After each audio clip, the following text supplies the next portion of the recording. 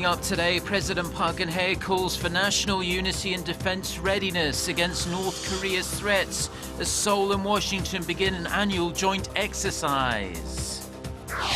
The Defense Ministry promises to swiftly respond to residents' calls to find an alternate location for the soon-to-be deployed THAAD missile defense system. Plus, the foreign ministers of South Korea, China and Japan will meet in Tokyo for talks on North Korea, territorial disputes and the THAAD deployment. Stay tuned for these stories and more.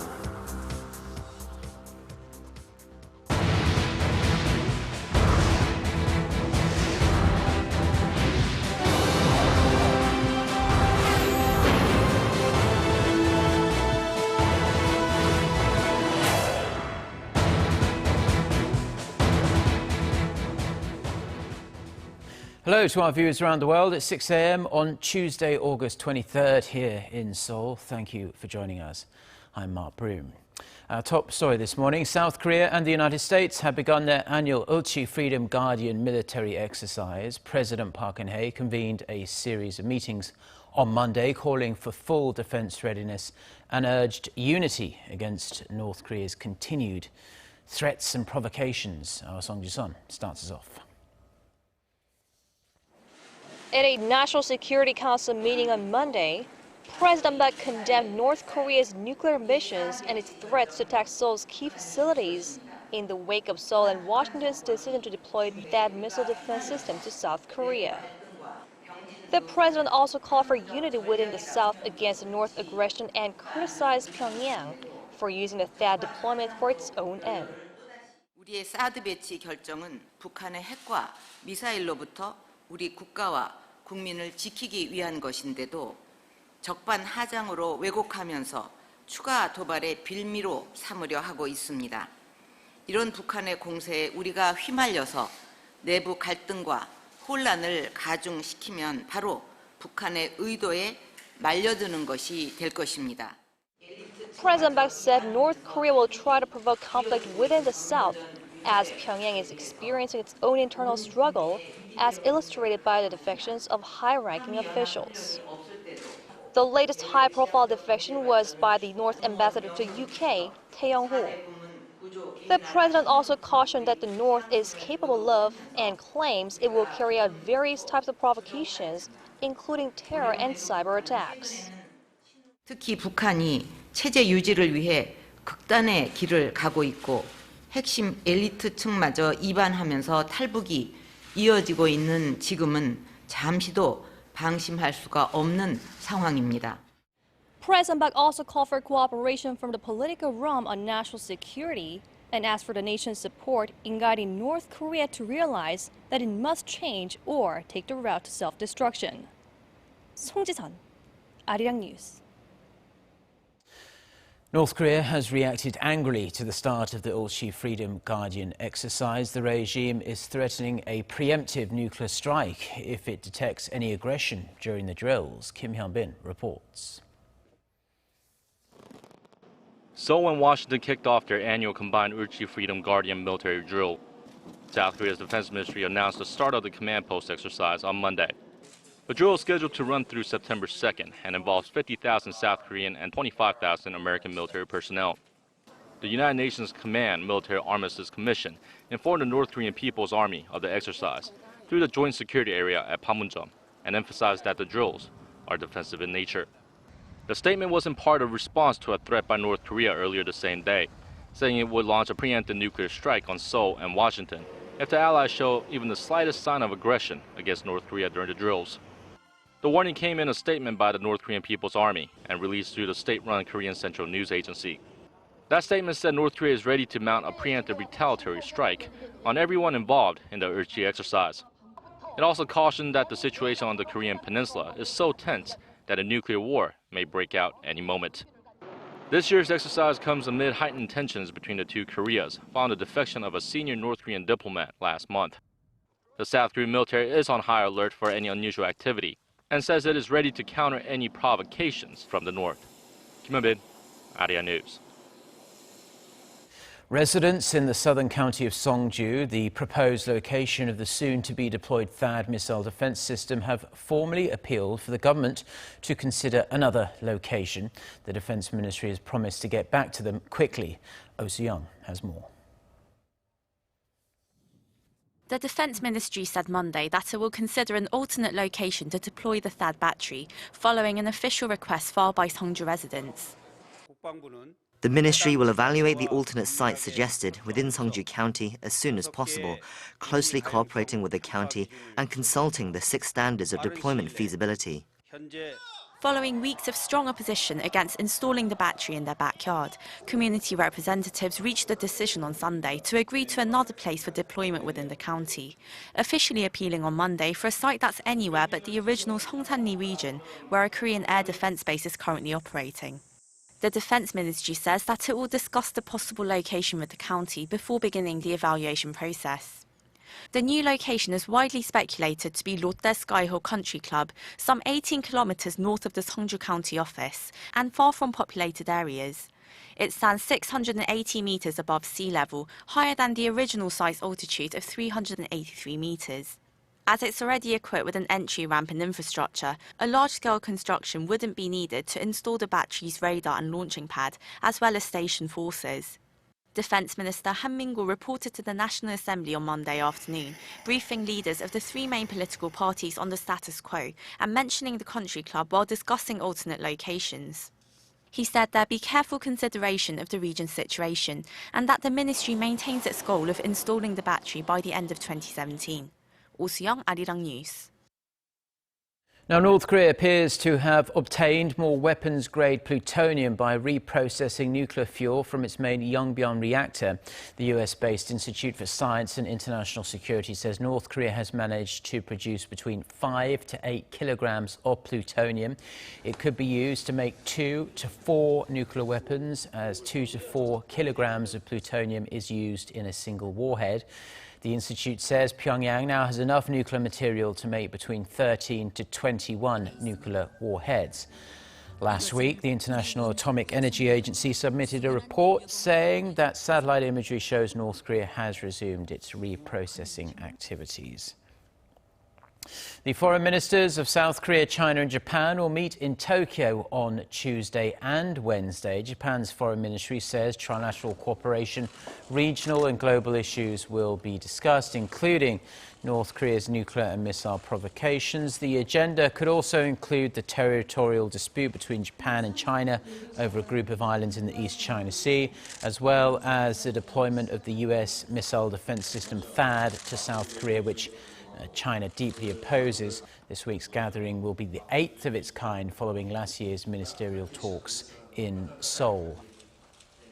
South Korean lawmakers are locking horns yet again over the government's multi-billion-dollar supplementary budget plan that was slated to be put up for a vote on Monday. Our Park Ji-won has the latest from the National Assembly. The ruling Saenuri Party urged the opposition parties to abide by an earlier agreement and approve the supplementary budget plan worth $9.7 billion to revive the economy. As the floor leader of the ruling party, I am so sorry that we failed to pass the budget. All the responsibility for the failure lies with the opposition bloc, which broke the previous agreement.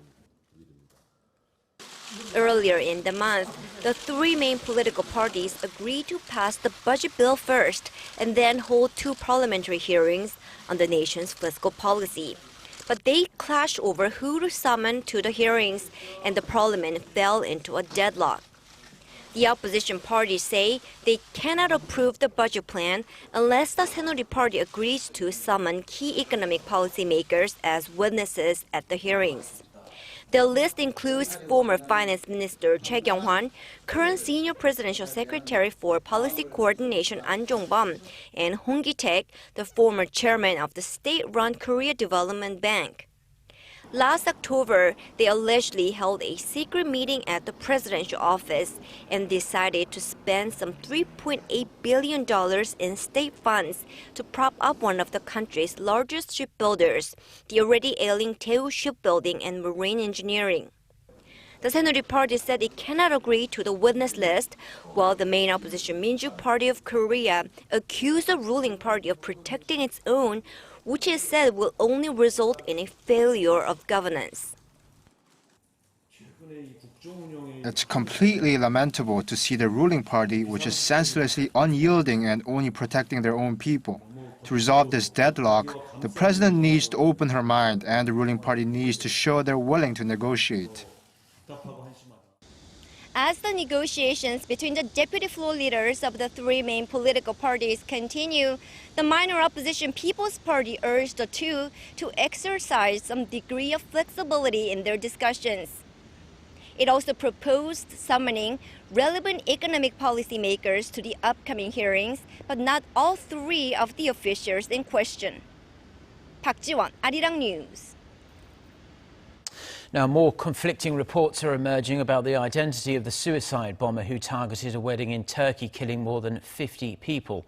The country's prime minister says it's too early to say whether the attacker was a child. Speaking to reporters in Ankara, Binali Yildirim said the authorities are not in a position to verify anything about the perpetrator, if it was a child, an adult, or for which organisation. Now, his comments are an apparent backtracking on the identity of the suspect, as President Recep Tayyip Erdogan announced on Sunday that the bomber was likely a child between the ages of 12 and 14 and was linked to the Islamic State group.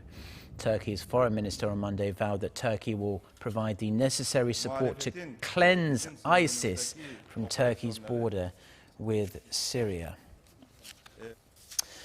Now, the Olympic sun has gone down in Rio and it will rise again in Korea's alpine resort town of Pyeongchang in 2018. With 534 days left, a campaign is already underway to ensure the Olympic spirit stays around until then. Lee Min-young reports. 리우에서 평창까지 대한민국 화이팅! The curtains have been drawn on the Rio Olympics, but in Korea, a new Olympic fever is already catching on. In just 2 years, the Korean ski resort town of Pyeongchang in Gangwondo province will host the Winter Games, and the city is already bustling with sports fans. Cheering squads from around the country have gathered in Pyeongchang as part of a project to show their support for Team Korea in the upcoming sporting spectacle. One such cheering team of 3 college students called Pyeongchang Landing Operations covered the 260 kilometers from Seoul to Pyeongchang by bicycle to raise awareness of the Pyeongchang Olympics and to encourage others to join the campaign. It was really tough to ride 5 days in a row, but athletes go through brutal training for 4 years to get ready for the Olympics. I got a feel for what they go through and respect for the blood, sweat, and tears they put into it. As part of the event, a flash mob performance is set to take place to cheer for Team Korea, hoping it can excel in the upcoming Pyeongchang Olympics. The flash mob dancers are Gangwondo province tour guides. They not only want to unite the people behind Team Korea, but also promote the natural beauty of Gangwondo province as host of the event. In nearby Gangneung City, Yeongjin-ni has been designated as an Olympics theme village, the walls painted with the Olympic rings and cheering slogans to wish for the successful hosting of the Games. To attract as many tourists as possible, the walls of every house will be decked out with beautiful murals related to the Winter Olympics. And our final destination, Gyeongpodae Beach, where the cheering squad's long journey came to an end. The air was electric with the sound of Korean indie music. Moving away from Rio, now all eyes are on Pyeongchang. I hope this event will rev up the anticipation of victory and infuse Koreans with new hope. It seemed the audience, hands in the air, felt the same way, all in for Team Korea and for Pyeongchang. Lee Min-young, Arirang News.